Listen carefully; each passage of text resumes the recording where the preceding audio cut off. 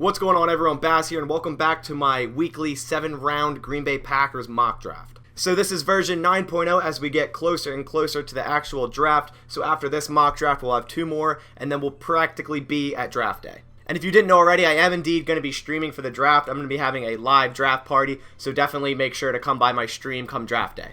Before we get into the mock draft, if you are enjoying my content and you aren't subscribed, I would greatly appreciate it if you went down and clicked that subscribe button and also liked the video if you enjoy the video. As for draft/roster updates with the Packers, nothing really new has happened. Their draft needs still stay the same. Lane Taylor did sign with the Houston Texans today. Lineman has always kind of been a need for the Packers, and obviously, like I say every previous video, we have cornerback, linebacker, receiver, offensive line, like I said, and then potentially a late round running back. So if we bring up the draft board here and we get this thing started, we are still using the Draft Network's mock simulator. And if we click start the draft and get Trevor Lawrence and Zach Wilson out of the way, okay. And with the first 5 picks, we have 4 quarterbacks going the first 4 picks, so definitely interesting. Trevor Lawrence, Zach Wilson, that's pretty standard. Justin Fields, I like the 49ers taking Fields. Some think it's going to be Mac Jones. I think it's going to be Mac Jones, sadly, but I do like if they choose Fields. Although I don't want to see the 49ers do good, but I think their best bet is drafting Fields. Trey Lance to the Falcons is definitely an interesting one. I think they could go Pitts here, but drafting a quarterback for the future that can sit under Matt Ryan for a couple years isn't a terrible idea. And then Pitts to the Bengals is an okay idea. I still think they go Sewell there, but if they went Chase or Pitts if he fell, I wouldn't be surprised. Alright, and resuming the draft, let's get the next 5 picks out of the way. And Jamar Chase goes 6 to the Dolphins, Sewell to the Lions here, Slater to the Panthers, Mac Jones to the Broncos, and Patrick Surtain to the Cowboys. So players still on the board, the 2 receivers from Alabama in Devonta Smith and Jalen Waddle. J.C. Horn still on the board, Darrisaw, Micah Parsons, some good players still on the board here. We're going to let it ride up to 15. Giants are going to grab Waddle, Horn to the Eagles. Horn, I'm not sure the Eagles will take a corner there over Devonta Smith. They definitely do have need, but I think the bigger need is wide receiver. Darrisaw to the Chargers, that's pretty normal. And Vera Tucker to the Vikings, that happens about every time. And I actually went up to 16, but Devonta Smith ends up going to the Patriots, and Greg Newsome to the Cardinals. So Micah Parsons still sitting here. We're at 17. I don't necessarily think I should trade up for him right now. If he fell to like 21, 22, definitely an idea to trade up there. I think Goot definitely likes trading up, so if someone like Parsons were to fall to 21, might actually be an option. But other than that, the rest of the guys definitely can let this draft ride, so I'm going to let it ride to at least 21 here. Parsons goes the next pick. As I always say, you talk about someone and they go the next pick. As I always say, that always happens.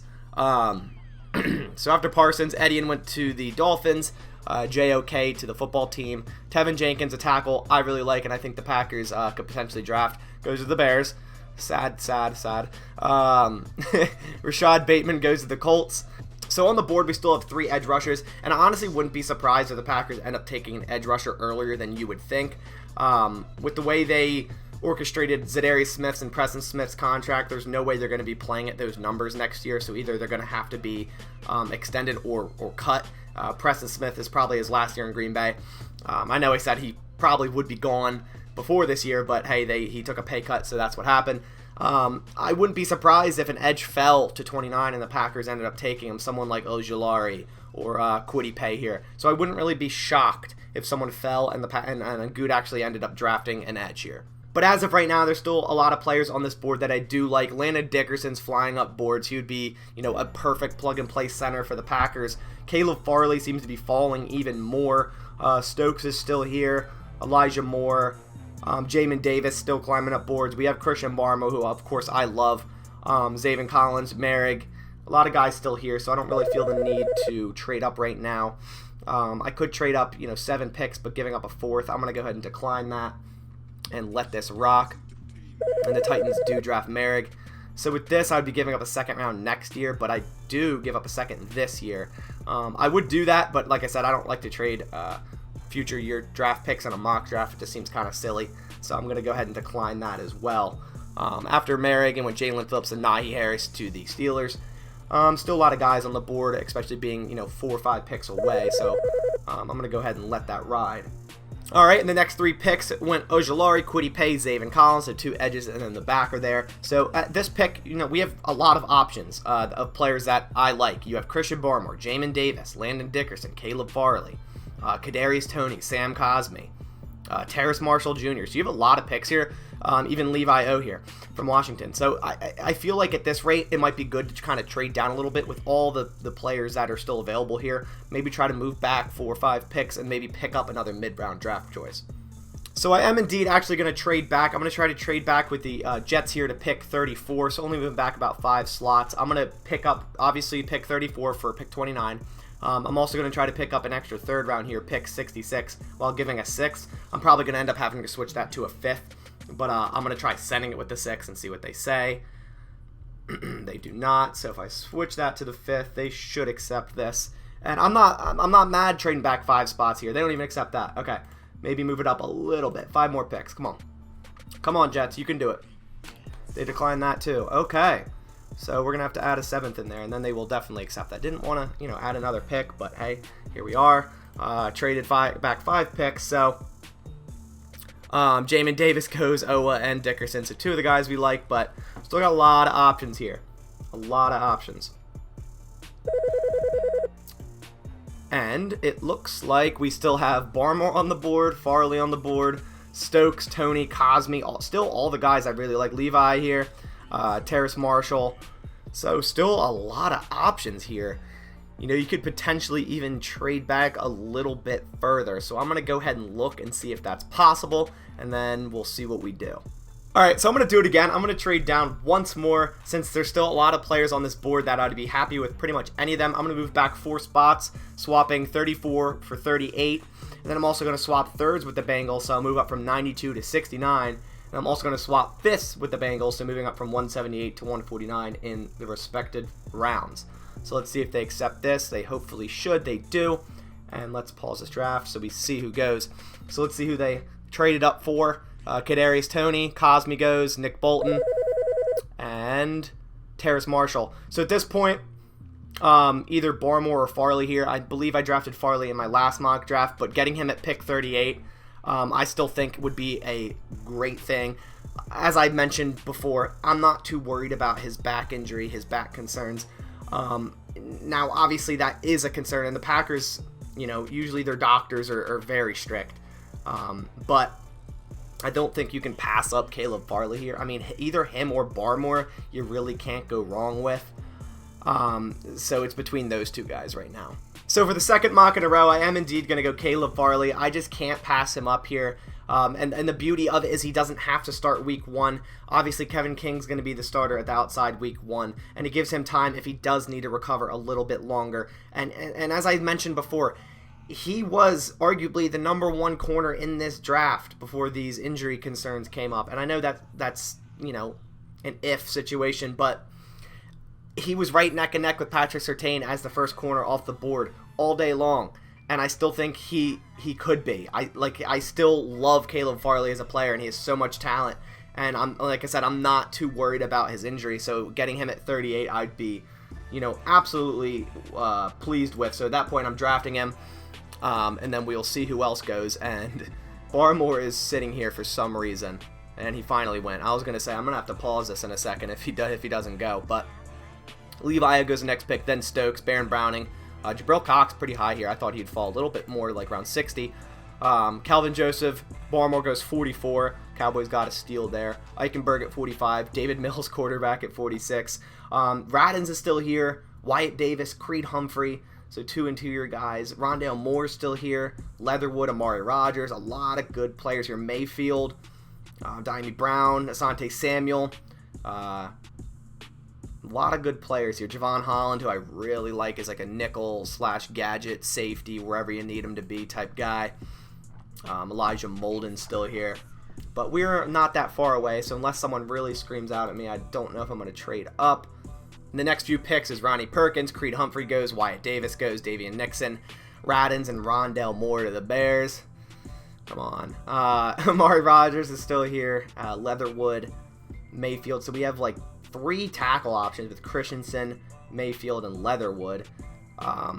We have some interior defensive lineman options.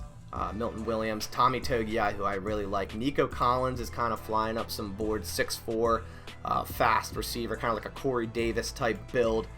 Quinn Miners here. Fatu Melifonwu, who a lot of people do like. So I think I'm just going to let it ride and see what we can have fall to us. Mayfield, Leatherwood go, Asante go, Freiermuth, Diami Brown, Amari Rogers, Joseph Asai, and it is finally our pick. So if we pause here, we still have Christensen from BYU, who I do really like, Javon Holland, who I've already mentioned about, Molden mentioned about, Tommy Togiai sitting right here. I do really like him, as well as Nico Collins. And if you look with the trades we made, we have 3 picks in the next, 8 picks. So we can end up with 3 pretty much of these guys. So I think with the first one, I'm going to take the top guy I have here is Brady Christensen, just because the Packers do have a need at tackle. So I am indeed going to go Brady Christensen out of BYU. The Packers, as I said, do have a need at tackle. He played primarily left tackle this last year at BYU, but could definitely play right if you needed him to. So with this pick, considering we have like 2 more after it, right after, Brady Christensen out of BYU, get the tackle that we need, and then go ahead and resume this and let this go down. I feel Nico Collins went. I kind of wanted to draft him. But that's the game you play. I think at this pick, I'm going to go straight into it and get Tommy Togiai, interior defensive lineman out of Ohio State. Really like him. 40 bench reps. Very nimble tackle here. Defensive tackle. Would fit right into the 3 tech on the Packers defensive line. And as I said, I really like him, so I have no problem drafting him here at 66. And then 2 more picks go by, and then we can kind of see who we want, because this next one I'm kind of unsure who I want to go with. So with this pick, I'm kind of torn. I'm really, tempted to either get Molden or Holland here to just, shore up that defensive back room, get our nickel guy, get our outside guy, which is obviously Caleb Farley. But I also am looking at receiver here because we have Tylan Wallace and Amon-Ra St. Brown on the board. So I'm kind of torn between a receiver and a nickel corner at this rate. So the thing about this draft is there's a lot of receiver talent later rounds, especially in the slot. So I think with this pick, you go the most prominent slot corner here. Your number 1 nickel corner probably in this draft or close to it. Elijah Molden out of Washington, and then to shore up this defensive backfield because Kevin King is on the last year of his deal in 2021. Chandon Sullivan's on the last year of his deal in 2021. They'll have to accept the 5th-year option for Jair Alexander. So I think drafting 2 corners this early, especially one being a really good nickel, one being a really good outside corner, is definitely a good move. Now, I do expect to draft probably 2 receivers later, but I do really like Amon-Ra St. Brown. I like Tylan Wallace, but I can't pass up one of the better nickel corners in this draft. Like I said, I really want to shore up the defensive backfield, so with this, I'm going Elijah Molden out of Washington. So here you are again at our pick at 135. Had to wait a little bit here in the 4th round to go all the way to our pick, but here we are. So, like I said, I wouldn't mind getting a receiver or 2 in the 4th, 5th, and 6th rounds. I think there's a lot of value there. On the board, we have Frank Darby and Seth Williams, the next 2 guys, and if you go down a bit, you have some more with Schwartz, Marlin, Shai Smith, Imator Bebe, Feheko, Powell, so a bunch of guys down here. So, but out of this pick, I do like Seth Williams out of Auburn. Pretty much like a highlight reel type of player. Had a bunch of amazing catches last year at Auburn. Very poor quarterback play at Auburn, so that definitely halted him a little bit. But if you look at his stats here, last year he had 47 on 11 games. He had 47 receptions for 759 yards, 4 touchdowns. He's 6'3", 211. It says 6'2" on here, but PFF has 6'3", so I guess we'll see. But I do like Seth Williams here. He could play the X role and the wide receiver room, and could play special teams right away too as well if he needed to. The thing with Packers receivers is they rarely ever go to start early on, so they definitely have to learn the Packers system, the playbook, get on the same page as Aaron Rodgers. So generally speaking, drafting a wide receiver in the draft for the Packers, they're not going to go in right away. So getting guys like this that could potentially grow into something greater in the next couple of years is definitely the right way to go. So with this pick, I'm going to go Seth Williams, wide receiver out of Auburn. And then we wait for our next pick here. Walker Little goes right after us. If we didn't get a tackle, definitely would have looked into getting him. I still don't see him falling to the 4th round. I just don't see how that's a thing. It just doesn't make any sense to me. So with this pick at pick 142, I am eyeing up Patrick Jones, the second out of Pittsburgh, 6'5", 260, had a 76.8 PFF ranking in 2020 with 9 sacks, 5 hits, 23 hurries. Pretty lanky edge rusher, but I definitely see the Packers, drafting an edge guy. Like I said, I think it's more of an issue than most people make it out to be. And if you look, junior and senior campaign, he had 24 tackles for losses, 17.5 sacks in 22 games, so he knows how to get after the quarterback. The Packers love guys that just know how to get after the quarterback. So with this pick, I'm going to go Patrick Jones, edge out of Pittsburgh. So here we are again on the board at pick 149 in the 5th round, and he's sitting right at the top of the board here. His TDN ranks is 129. I'm picking at 149. The Packers have a slight need at running back, and Kylan Hill is a good player. He only played 3 games last year, but even throughout those 3 games, he had 234 reception yards on 23 receptions. So definitely, raise his draft stock a little bit, although he didn't play much, showing that he can be a nice receiver out of the back. He's also a very explosive running back, total of 116 broken tackles over his career at Mississippi State. I definitely like the thought of him being, the 3rd guy in the Packers backfield. Obviously, we saw last year they can, use 3 guys with Jamal, Aaron Jones, and Dillon. Now, obviously, it's going to be AJ Dillon and Aaron Jones taking pretty much all the carries, but to have a 3rd guy that could potentially go in there in case of injury and just kind of groom him to be, a future running back, because as we see Aaron Jones' contract, it's pretty much a 2-year deal. Even though he signed a 4-year deal, it's pretty much a 2-year deal, and then they kind of decide what they want to do with him. So drafting a guy here, Kylan Hill out of Mississippi State, is what I'm going to do here at pick 149. So as we let this draft go on, we do indeed have 2 more picks, both being in the 6th round. So at this rate, we can kind of draft whoever we like. There's no real specific position I'm going to be looking at. Maybe add another receiver would probably be a good idea. Most definitely either Darden or Smith-Marset if they fall one more pick, which they do. Okay. The draft just drafted for me. So they just drafted Brady Breeze for me. I don't know why it skipped my pick, but there's nothing I can do now, so my fault for that. I'm not too mad at them drafting Brady Breeze. Just the fact that I already kind of drafted 2 defensive backs. So, I mean, they could draft another safety. Elijah Molden's at nickel corner. He's not going to play safety. So, drafting a safety here, I'm not terribly upset with. I would have liked to choose my guy, but I'm not necessarily mad. Considering it's a 6th round, hey, at least they didn't skip our 2nd round or something. We do have another pick in the next 3 picks. At that point, I want one of these receivers, so either Darden or Smith-Marset. So if they both go here, I'm going to be a little bit annoyed. But hopefully it doesn't skip my pick here. I'm going to try pausing on it. There we go. I paused on it. Okay, so they didn't skip this pick, so that's good. So, like I said, sorry about them skipping that, but nothing I could really do at that point. But 6'1" safety, 200 pounds. Reading up on him, it seems he sat out in 2020, which, is always a worry with drafting players like that. But that's the 2nd Brady we drafted in this draft, so a little interesting there. Probably the only 2 Bradys in the entirety of the draft. But hey, I didn't choose them, but I'm not mad at it. Alright, so I've said it before and I'll say it again. I really like Jalen Darden. I don't know why the Draft Network has him ranked as the 190th best player, because PFF has him as the 84th or 84th best player, and I kind of agree on the side with more of PFF. Maybe not 84, but right around like 100, 120 would be more my spot. Dude's a great athlete, a great slot receiver, 5'9", 174, had an 89.8 PFF rating in 2020. 74 receptions, 1,190 yards, 19 touchdowns. 19 touchdowns in 2020. The guy is a beast. An 89.9 receiving grade, drop rate of 8.6%, right bang average.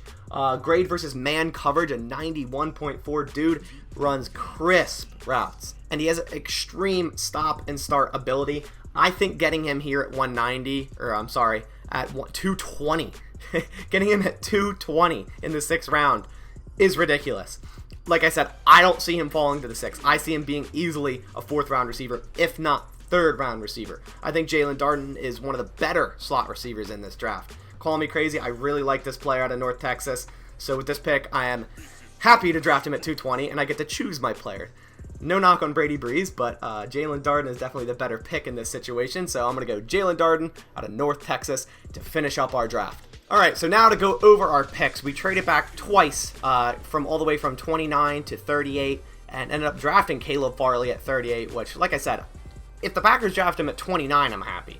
So if they're able to trade back, get more middle round picks, and still draft him like this, I'd be very happy. I'd be very happy. It'd be kind of annoying to watch the whole 1st round, live stream it, and then trade out, but it's definitely a possibility that could happen. But I would be happy if it was for Caleb Farley. Now, at pick 62, we get Brady Christensen, absolute beast out of BYU. Primarily played left tackle, but who knows? We might need a left tackle to start the season. So he could potentially play there from week 1. We don't know. But he could also play right tackle in a pinch, and he's a good tackle just in general, swing tackle for a power run scheme. Then 4 picks later, we have one of my draft crushes I drafted at pick 66 in Tommy Togiai. Probably the strongest guy in the draft, 40 bench reps, just absolute beast. Wonderful defensive lineman out of Ohio State. Instantly plugs into the Packers 3-tech spot, right next to Kenny Clark there. So I would be completely happy with the Packers getting him there. And then 3 picks after that, we really loaded up on these 60 picks. We draft Elijah Molden out of Washington. Probably one of the best, if not the best, nickel corners in this draft. 5'10", 191 out of Washington here. Really like him. Really like the Packers, potentially drafting 2 to 3 defensive backs in this draft. One being an outside guy, one being a nickel guy, and then potentially a safety.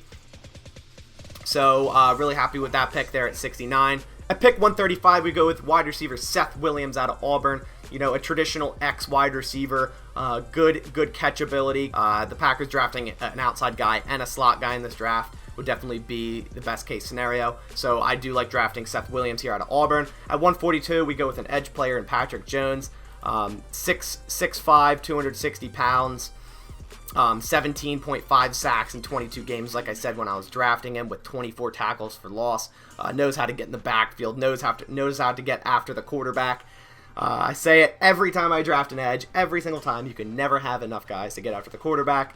I like him a lot there at pick 142. Then at pick 149, we go with a running back, which is not a crazy need for the Packers, but they definitely need to add a 3rd guy. So either that's going to be a late rounder or an undrafted free agent. Kylan Hill here, great start ability, can catch the ball out of the backfield. Didn't play much in 2020, only 3 games, but I do like him here at 149. At pick 214, they ended up drafting for me. It just didn't pause. The draft just went straight through. Brady Breeze didn't really, I think he only has 3 starts at Oregon. But he's played well in those 3 starts. So not necessarily a player I would have 100% drafted at 214, but definitely an option. And as I said, them getting 3 defensive backs, an outside corner, an inside corner, and a safety, I wouldn't be shocked. I wouldn't be shocked. A lot of these times in these drafts, the Packers triple draft a position, whether that be wide receiver with MVS, St. Brown, I believe it was Dupree or someone like that. Running back with Devontae Mays, Aaron Jones, and Jamal Williams. So tripling up on a position, it's not a surprise if the Packers do end up doing that being defensive back or receiver. And then at pick 220, definitely the steal of the draft, because there's no way he falls to this point, as Jalen Darden, a very, very, very prominent slot wide receiver out of North Texas, 5'9", 170. Makes people miss like it's his business, breaks tackles, 19 touchdowns. 19 touchdowns in 2020. An absolute beast, can play special teams, kick return right away. I think he would add a lot to this football team, especially being a 6th rounder. As I said before, I see him going at round 4, round 5, so to get him here, absolute steal. So I want to know what you think of this draft. Definitely comment down below what you would grade my mock draft. This is version 9.0, so we only have 2 more after this, so we're getting very, very close to the real thing. We could stop mocking it up. Don't crucify me too much for the Brady Breeze pick if you don't like it. Didn't really have an option there, kind of just skipped over it, but I want to hear your thoughts down below. Is there a player that you don't like that I drafted, or was there a player on the board when I was drafting that I should have taken and you were pretty much screaming at the screen for me to take that player? On that note, I hope everyone has a wonderful rest of your Thursday evening, and I'll catch you guys in the next one. As always, go Pack Go.